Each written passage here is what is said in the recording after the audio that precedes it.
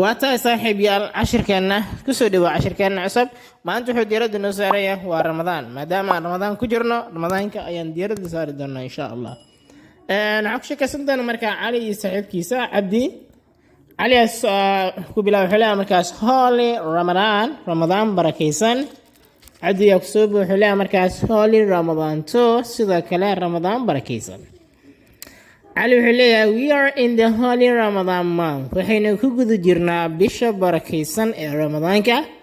so sidaa darteed what would you like maxaad jeclaan lahayd to glance inaynu milicsano and focus on haddana aan diiradda saarno to take advantage si aan ugu faa'iidaysano our precious time waqtigeena qaaliga ah cabdi wuxuu marka you can comprehend waad fahmi kartaa you can comprehend waad fahmi kartaa today is the 5th day maanta waa maalintii shanaad of the fast song so sidaa darteed it is good waxaa wanaagsan to discuss inaynu ka doodno this holy month bishaan barakaysan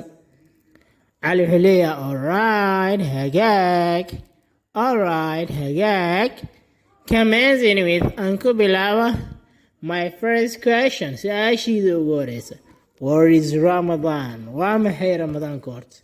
ramadaankan dhigay uu ka badbatay what is Ramadan waa maxay ramadaan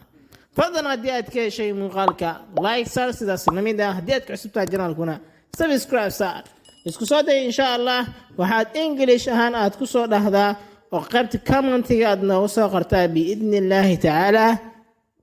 anfur maxaa lagu dhahaa luqadda ingiliishka anfur maxaa lagu dhahaa qaybta faallada aan nagu soo qor mahadsanid